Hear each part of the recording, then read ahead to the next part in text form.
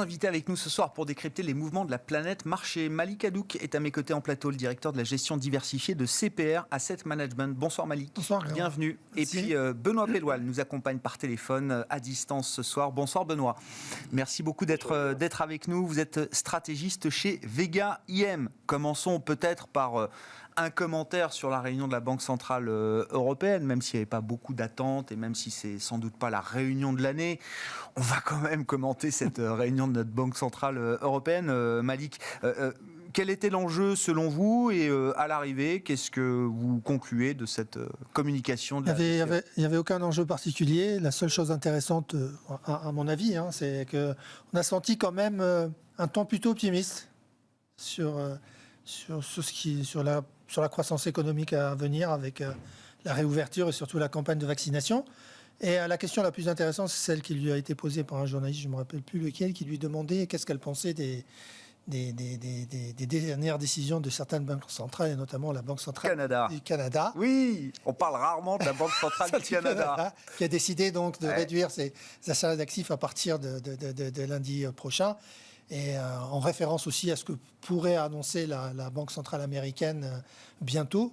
Elle a dit qu'on n'était pas du tout dans ce mood-là, parce qu'on était bien en retard au niveau de la croissance, des objectifs de croissance et d'inflation. Donc il me paraît c'est un peu trop tôt de penser à ce qu'au mois de juin, la Banque centrale puisse déjà annoncer un programme de réduction d'actifs. On aura au mois de juin les nouvelles projections économiques, inflation et croissance, et je pense qu'il est un peu trop tôt aujourd'hui pour la BCE de suivre le mouvement que pourrait initier par contre la Banque centrale américaine dès le mois de juin. Ah, vous voyez la Fed commencer à infléchir sa communication peut-être dès le mois de juin. Ah oui, ouais. Oui, mais ça va quand même mieux en le disant, parce que les débats qu'on suit de plus ou moins près au sein de la Banque Centrale Européenne semblent quand même assez animés, avec ce qu'on appelle les faucons. Alors visiblement, les discussions n'ont pas eu lieu à l'occasion de ce Conseil des gouverneurs, mais certains se sont exprimés en amont de cette réunion pour faire valoir leurs droits et expliquer qu'il fallait dès aujourd'hui commencer à anticiper une réduction, alors non pas de tous les programmes de la BCE, mais de ce programme d'urgence pandémique, ce fameux PEP, qui a une enveloppe totale de 1 850 milliards d'euros. Oui, mais elle a bien expliqué que les prévisions de croissance pour le premier trimestre seraient peut-être encore en territoire négatif, et que les choses devraient s'améliorer à partir du second trimestre, donc avoir des chiffres un peu plus positifs. Donc pour elle, il est trop tôt aujourd'hui d'annoncer que la BCE va réfléchir à réduire son soutien, sachant que la campagne de vaccination ne fait qu'accélérer. On n'est pas rendu à des niveaux comme certains pays, notamment les États-Unis ou le UK. Donc là aussi, c'est un événement qui va jouer. Et on ne sait pas si la réouverture des économies va se faire de manière totale cet été, permettant une réouverture justement aussi des pays qui sont pour la plupart chez nous touristiques. Et donc où la saison va avoir un impact considérable sur la croissance à venir. Donc un peu de prudence, mais quand même de l'optimisme en disant que la campagne de vaccination et surtout la résilience de l'économie européenne, malgré les nombreuses restrictions qui ont eu lieu au cours des semaines précédentes, permettent d'espérer une accélération à venir de la croissance économique. C'est ça. Les risques à court terme sont toujours plutôt orientés à la baisse, les incertitudes dont vous faites part, mais sur le moyen terme, au-delà de 3 mois, effectivement, la balance des risques est équilibrée aujourd'hui du point de vue de la Banque Centrale Européenne et de l'analyse, l'évaluation qu'elle fait de la situation. Benoît, vos commentaires sur cette réunion, est-ce qu'il y avait un enjeu particulier selon vous, et est-ce que Christine Lagarde, dans sa communication, arrive à rassurer ceux qui pouvaient s'inquiéter peut-être d'un problème de clarté quand même dans la communication de la Banque Centrale Européenne? J'écoute certains ECB Watchers et ça semble être un point soulevé depuis quelques temps maintenant. Oui, c'est le cas. Alors, il n'y avait pas spécialement d'enjeu. Maintenant, effectivement, en termes de communication, c'est plutôt habilement joué, parce qu'il y a effectivement la pression de la partie hawkish, à laquelle elle ne cède pas spécialement, en expliquant qu'effectivement, il n'y a absolument pas on n'a absolument pas en état pour l'instant d'entrer dans le débat de réduire le soutien qu'elle fournit à l'économie européenne. Maintenant, ce que vous venez d'évoquer sur la Banque du Canada, ça montre que c'est quand même le sens de l'histoire. C'est-à-dire que, déjà, ce qui est assez intéressant, c'est que l'ensemble des pays ne sont pas tous à la même enseigne dans la gestion des conséquences de cette crise. Il y en a certains qui sont plus ou moins avancés vers la sortie de crise, on va dire, pour lesquels la reprise est déjà un peu plus solide. Et puis surtout, c'est que effectivement, c'est le sens de l'histoire, c'est-à-dire que toutes les grandes banques centrales du monde, à un moment, vont devoir quand même indiquer la porte de sortie sans pour autant créer trop de troubles pour les marchés. Et en ce qui concerne la BCE, on n'en est pas là. Très clairement, effectivement, ce sera un sujet qui va concerner probablement la Réserve fédérale américaine. Alors, je ne sais pas si ce sera dès le mois de juin. Ça dépendra si effectivement on commence à avoir des conditions, selon moi, des tensions sur les conditions de financement, ce qui n'est absolument pas le cas pour le moment. Mais en tout cas, en ce qui concerne la BCE, on n'allait pas aujourd'hui évoquer ce sujet, alors que lors du précédent meeting, la BCE venait d'indiquer qu'elle allait justement augmenter le rythme de ses achats, de ses interventions. Et donc ça paraissait effectivement compliqué d'aborder ce sujet-là. En tout cas, c'est beaucoup trop tôt. La pandémie est toujours bien présente en Europe et en tout cas, l'Europe est toujours bien affectée par des restrictions. D'ailleurs, c'est pour cette raison que je ne suis pas sur votre côté aujourd'hui. Vous en êtes la preuve. Voilà, et puis l'inflation n'est pas encore un sujet en Europe. Très clairement, même si ça remonte, il y a plein de facteurs temporaires et puis on est encore assez loin des objectifs. Donc, je pense que ce n'est pas du tout le sujet qui se pose pour la Banque Centrale Européenne. Maintenant, encore une fois, c'est un sujet qui se posera immanquablement à l'avenir. Pour la bonne et simple raison, c'est que, comme dans les autres pays, nous aussi, en Europe, on est en train de sortir de cette crise. On est en train de vacciner et c'est en train de s'accélérer justement. Donc on peut légitimement attendre, alors que là, on est sur un plateau en termes épidémiques. On peut légitimement penser qu'on va être dans un débat qui sera tout autre à l'approche du mois de juin, qu'on va être dans une thématique de réouverture des économies un peu plus large, avec une croissance qui va justement repartir un peu plus vite. Et donc, de toute façon, ce sujet va se poser peut-être pas dès le mois de juin, mais en tout cas plus tard, parce que si la BCE continue à ce rythme ses achats dans le cadre de son programme PEPP, il faut bien avoir en tête qu'elle ne pourra pas tenir ce rythme jusque le mois de mars 2022, qui est censé être l'échéance, c'est-à-dire qu'on aura épuisé l'enveloppe avant. Donc, de toute façon, ce sujet, et on doute qu'effectivement on décide, alors qu'on est en phase de reprise, d'augmenter l'enveloppe pour tenir jusqu'à l'échéance, immanquablement, ce sujet d'une intervention moindre de la part de la BCE va se poser à l'avenir dans les mois qui viennent. Pour autant, Benoît, si je ne dis pas de bêtises, vous me corrigez si je me trompe, mais la trajectoire économique qu'on imagine pour la zone euro nous montre qu'on va revenir sur le niveau de richesse pré-crise au cours de l'année 2022, si je ne dis pas de bêtises, Benoît. Est-ce qu'en 2021, ce serait déjà le moment pour la BCE de signaler une réduction progressive de son soutien à l'économie à travers son programme d'achat d'urgence, alors même que, alors c'est le terme technique des économistes, alors même qu'on n'a pas comblé l'output gap? Très clairement, justement, c'est pour ça que je pense que le parce qu'aux États-Unis, la situation, si on prend le séquençage de la politique monétaire américaine, ils ont refermé leur output gap. Donc la Fed a attendu ce moment-là pour commencer à envisager, on verra si c'est juin, septembre ou un peu plus tard, pour commencer à envisager de parler d'une réduction progressive de son soutien. Là, on comprend que dans la séquence, la BCE commencerait à évoquer cette possibilité avant même qu'on soit revenu sur les niveaux de richesse de 2019. C'est ça qui paraît difficile, très clairement. C'est qu'on sort plus tard, plus difficilement, plus lentement de cette crise. Donc, immanquablement, on va devoir maintenir un niveau de soutien à l'économie qui soit prolongé par d'autres économies, et notamment ce qui se passe aux États-Unis. Donc, voilà, pour l'instant, c'est pour ça que Christine Lagarde a bien insisté là-dessus. Le débat ne se passe pas pour le moment. On est encore dans une situation beaucoup trop compliquée. Et en tout cas, c'est surtout un sujet qui va concerner effectivement les États-Unis, où l'output gap se compte plus vite qu'en zone euro, où pour le moment on n'a absolument pas la moindre tension, la moindre discussion autour d'une surchauffe ou d'une crainte inflationniste qui obligerait la Banque centrale à réagir dans cette situation. On en est encore pour le coup très très loin. Maintenant, on ne va pas échapper à ce débat. Ce qui va se passer aux États-Unis, immanquablement, on va poser la question avec l'Europe, même si la situation est très clairement différente. Et déjà, effectivement, la branche la plus orthodoxe autour de la BCE a fait entendre cette voix, a déjà évoqué, je crois que c'était aux Pays-Bas où on évoquait dès le mois de juin, ça semble encore beaucoup trop tôt, très clairement. Juste un mot encore, Benoît, là, puisque j'imagine que vous suivez ça, mais Malik aussi, toutes les semaines.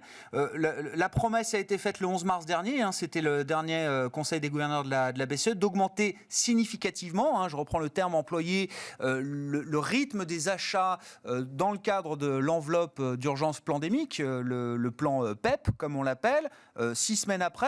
Est-ce que cette promesse s'est matérialisée, Benoît ? Ça semble être le cas. Quand on regarde le rythme hebdomadaire, on est sur un rythme de l'ordre de 20 milliards, alors qu'on était plutôt sur une moyenne autour de 15 auparavant. Donc effectivement, la BCE a augmenté le rythme de ses interventions, le rythme de ses achats d'actifs, maintenant, tout en maintenant le programme qui était déjà en cours, l'Asset Purchase Programme. Donc effectivement, elle intervient plus sur un rythme hebdomadaire. Mais maintenant, la question, c'est ça, c'est est-ce qu'elle va maintenir ce rythme jusqu'à la fin? Dans ce cas-là, c'est pas possible, il va falloir réfléchir au montant de l'enveloppe. Ou alors, justement, on va ensuite, lorsque l'économie sera un peu plus solide, sur des bases un peu plus faciles pour le faire, revenir à une moyenne d'achat qui soit un peu moins élevée. Donc effectivement, là, il y a besoin d'un soutien un peu plus accru, puisque la pandémie, de nouvelles mesures de restriction qui ont été mises en place. On peut légitimement penser que l'avenir, elle ne restera pas sur ce niveau autour des 20 milliards, mais reviendra au niveau hebdomadaire auparavant, autour des 15 milliards. On peut tout à fait l'imaginer. Malik, la BCE, elle fait ce qu'elle dit, là, du point de vue du déploiement du plan d'urgence pandémique? Je suis tout à fait d'accord avec ce qui a été dit. Il y a juste un point intéressant à noter, c'est que la BCE était fortement intervenue lorsque les taux américains avaient monté et que ça avait impacté les taux européens. Parce que là, c'était un mouvement qui n'était pas dépendant de la situation de la zone euro. Et depuis, elle a un peu réduit ses achats parce que ce qui se passe, et la montée des taux qu'on a vue alors que les taux américains baissaient, est liée à l'accélération de la campagne de vaccination. On est en train de rattraper. Donc les gens se disent que les choses vont aller mieux. D'accord. Mais c'est pas qu'elle intervient moins, la BCE, parce que c'est un peu contre-intuitif de se dire qu'elle intervient peut-être plus aujourd'hui qu'elle ne le faisait avant, et quand bien même, on voit une très légère remontée des taux en zone euro. On regarde ça à la semaine, il faut regarder ça à la semaine. On regarde de trop près les marchés, en fait. Prenez du recul.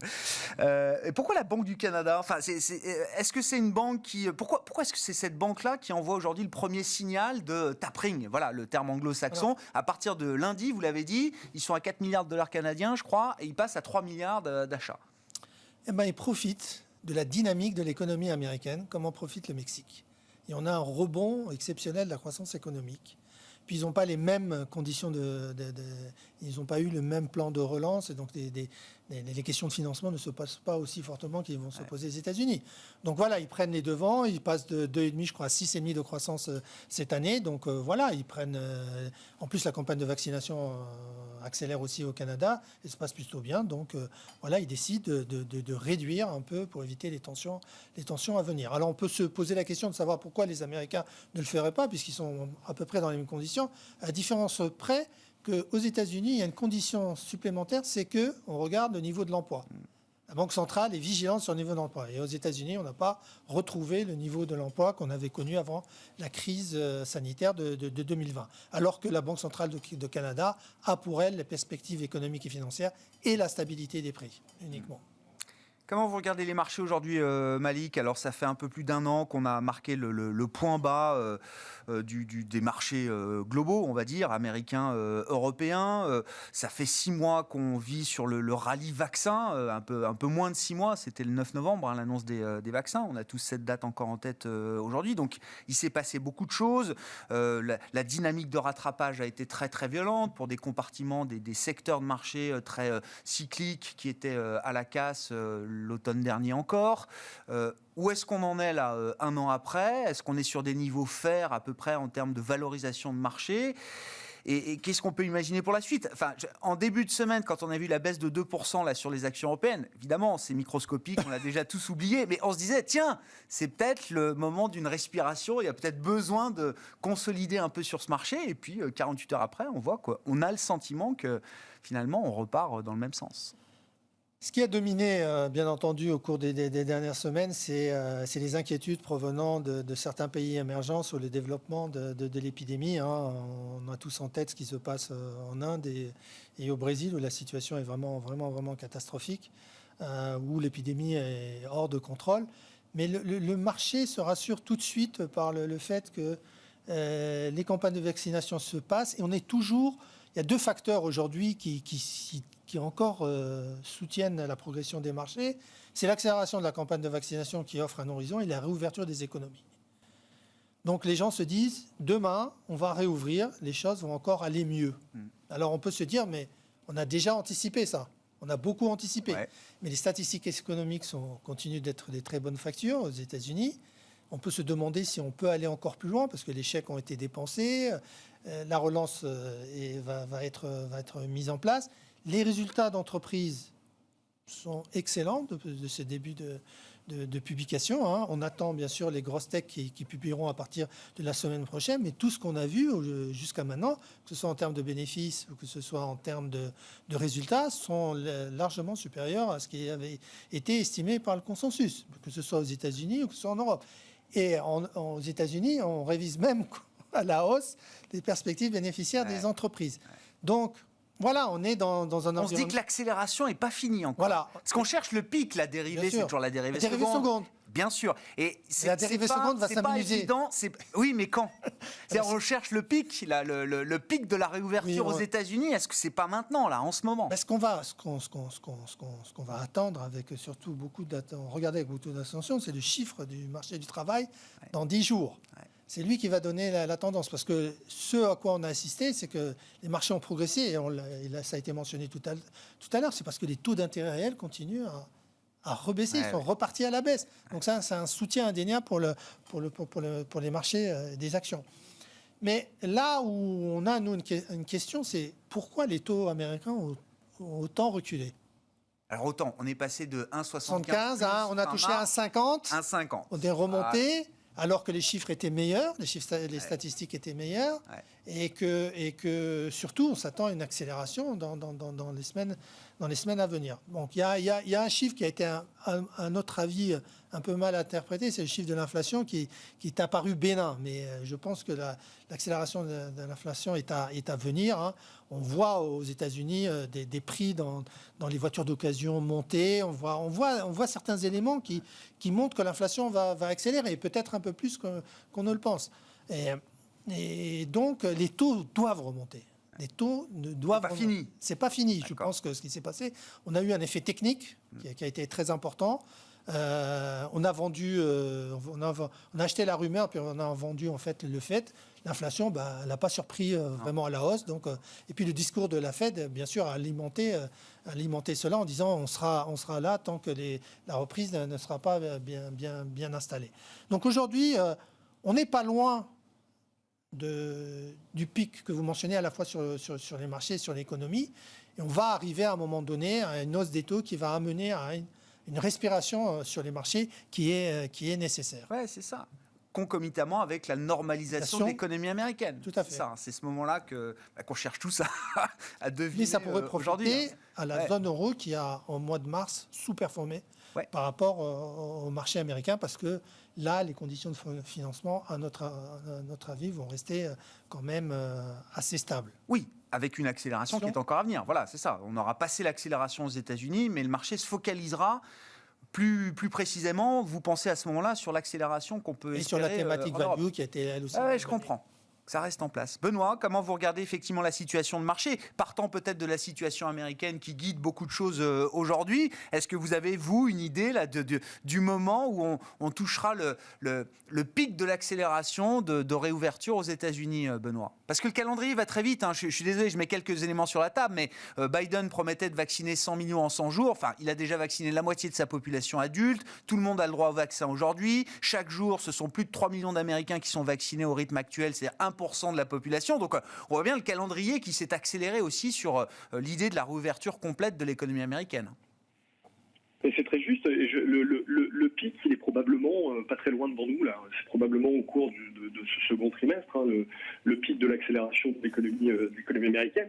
C'est d'ailleurs peut-être un des éléments qui explique éventuellement ce mouvement qu'on a sur les taux. Hein. C'est-à-dire que là, on est dans une phase quand même où on a des rebonds en termes de statistiques macroéconomiques qui sont parfois marqués par des effets de base et peuvent paraître parfois assez grotesques, hein, quasiment. Mais ça montre qu'effectivement, l'économie américaine est là en train de rejoindre son pic maximum. Sauf que après un pic, immanquablement, même si ça reste très positif et très soutenu, ça se calme un petit peu, quoi. Et donc là, on a eu quand même, sur ce mouvement sur les taux d'intérêt aux États-Unis, il y a quand même pas mal d'effets, je dirais, un peu techniques. C'est pas illogique, après avoir vu une telle remontée des taux qui accompagne une sortie de crise et donc du coup un appétit pour le risque très agressif, c'est pas immanquable, c'est pas inconcevable de voir ça se calmer un petit peu de façon transitoire. Et justement, ça reflète encore une fois que on n'est pas tous à la même enseigne au même stade de la reprise. D'ailleurs, justement, c'est à travers on a vu ça à travers notamment le spread entre les États-Unis et ce qui s'est passé en Europe sur les taux, que beaucoup de monde peine à expliquer.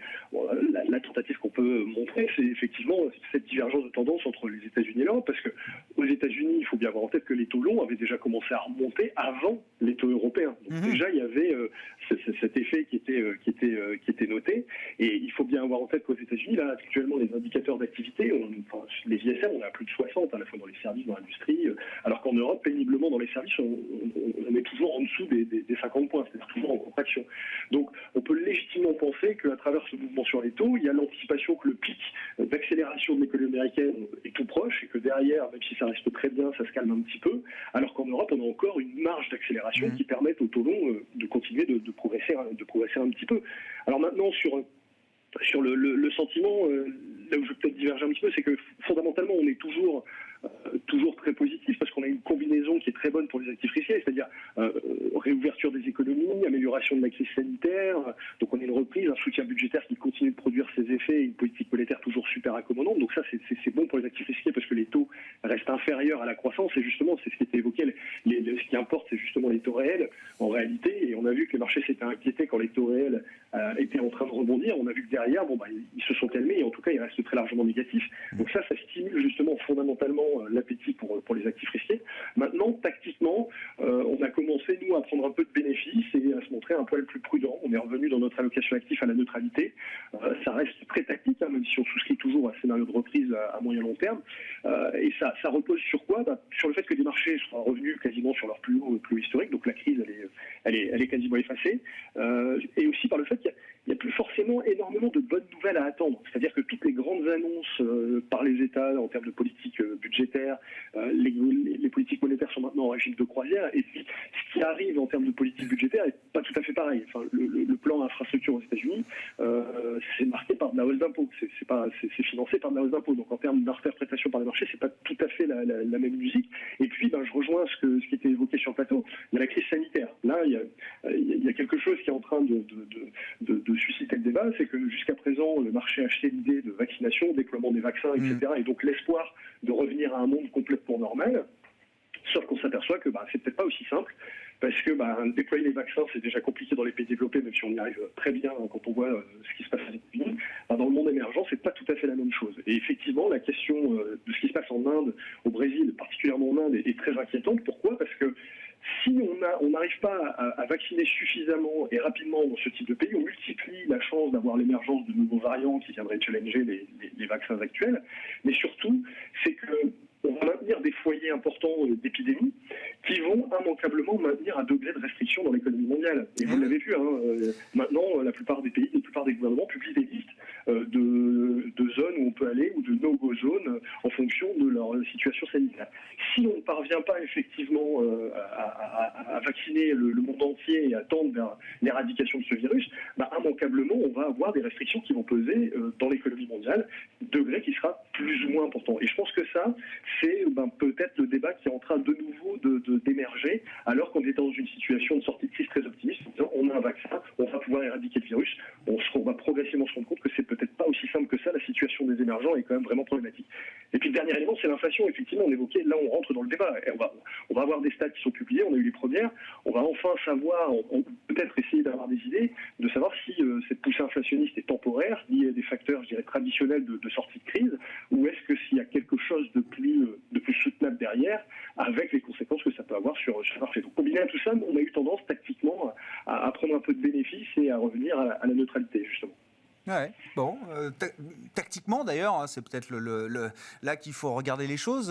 Chez CPRM, Malik, comment est-ce que vous avez ajusté peut-être la stratégie ? Encore une fois, les niveaux de marché atteints, je sais pas, les indices européens, on parle des niveaux de 2000 par exemple, pour le MSCI Europe, pour le CAC 40.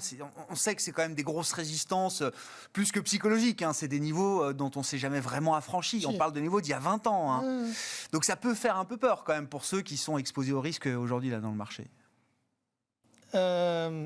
Donc le marché américain, il caracole et continue parce qu'il est alimenté par cette croissance des bénéfices, parce que c'est le premier marché à être sorti de la crise et il est alimenté par le soutien budgétaire et monétaire, fiscal aussi.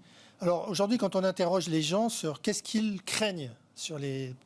C'est pas le Covid, c'est pas c'est plus le Covid. C'est plus le Covid, excusez-moi. Vous avez non, raison. c'est vrai. Oui, c'est plus le Covid. C'est soit la réduction des achats d'actifs, soit l'inflation, soit un troisième élément qui apparaît, c'est la taxation et la fiscalité qui risque d'augmenter dans les mois à venir, puisqu'on parle d'une taxation au niveau mondial homogène, et pour financer, bien sûr, tous les déficits qui se sont accumulés depuis les 2 dernières années. Et ça, cet élément-là pourrait jouer très rapidement et pourrait impacter fortement les marchés, parce que ça aurait un impact quand même important sur les bénéfices à venir des entreprises. On parle d'un ajustement de moins 8 à moins 10%. Et le marché ne semble pas pressé pour autant d'escompter cet impact-là, Malik. Ils en prennent compte aujourd'hui, mais c'est pas...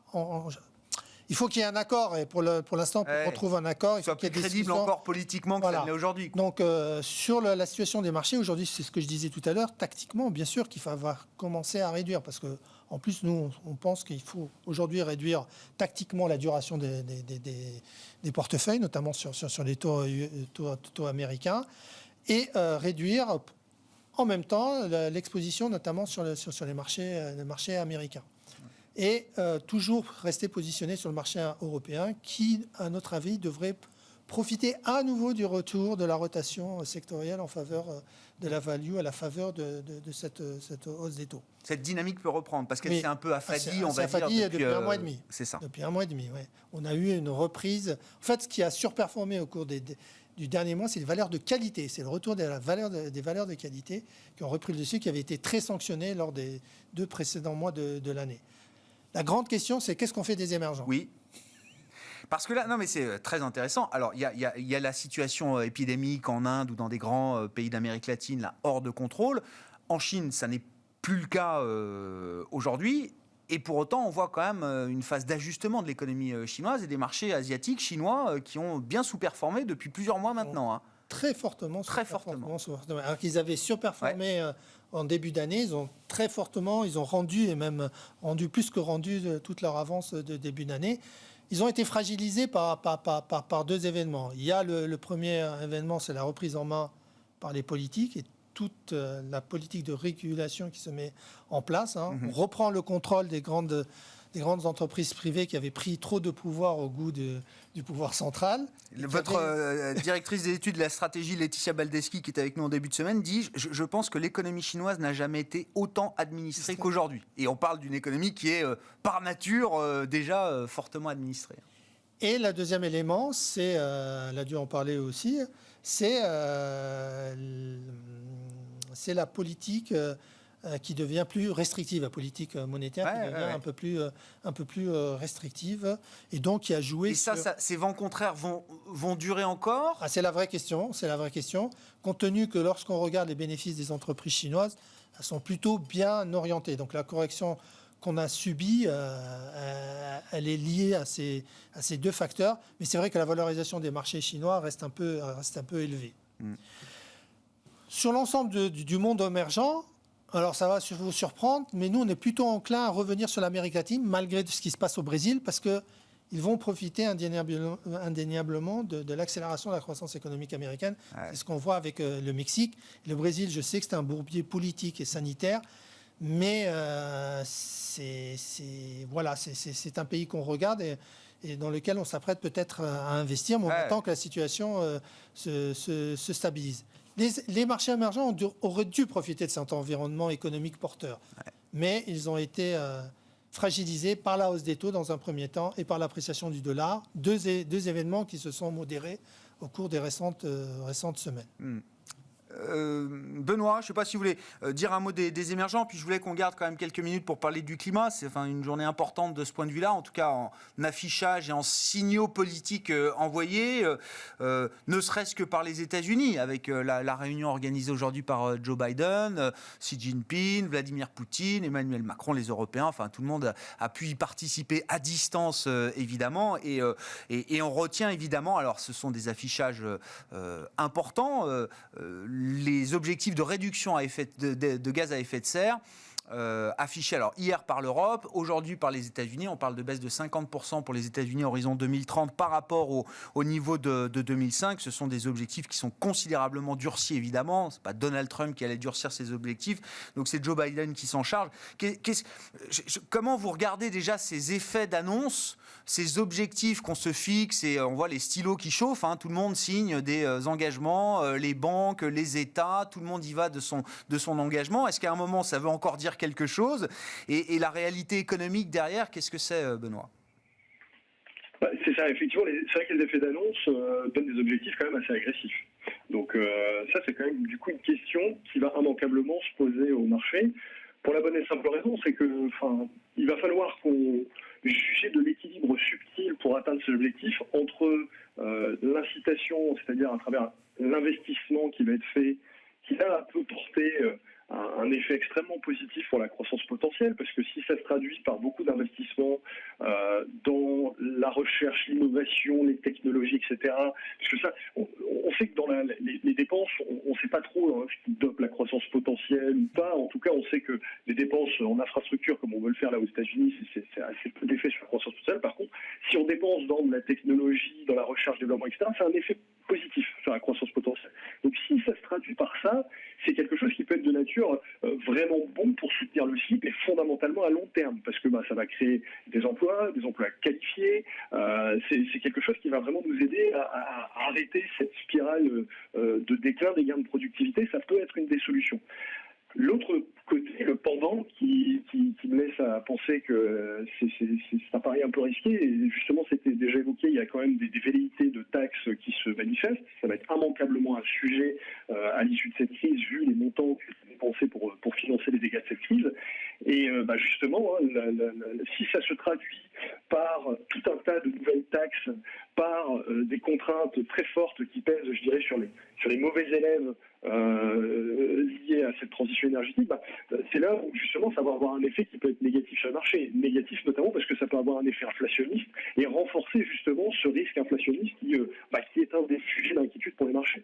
Donc ça va être tout là va être l'enjeu, c'est véritablement de ménager les deux entre le répressif, c'est-à-dire les taxes et les contraintes, et l'incitatif, en tout cas à travers de l'investissement qui peut doper la croissance potentielle. Mais pour l'instant, on n'a pas le détail, on a juste les objectifs qui semblent effectivement assez agressifs. Ouais. Malik, pour terminer sur cette question des engagements climatiques. Le vrai problème, c'est le financement. Comment on va financer tout ça ? Parce que les montants dont on parle sont vraiment énormes.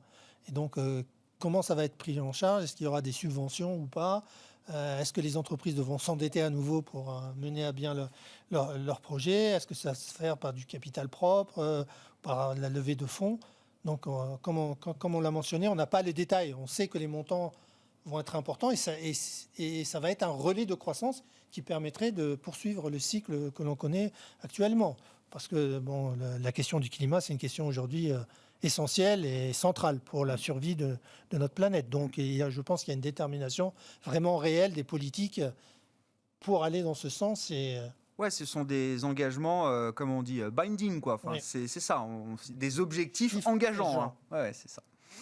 Bon, on s'arrêtera là pour ce soir. Merci beaucoup, messieurs. Merci d'avoir été les invités de Planète Marché. Malik Hadouk, qui était à mes côtés en plateau, directeur de la gestion diversifiée de CPR Asset Management. Et Benoît Pelloual, qui nous accompagnait à distance ce soir. Merci à vous, Benoît, stratégiste chez Vega IM.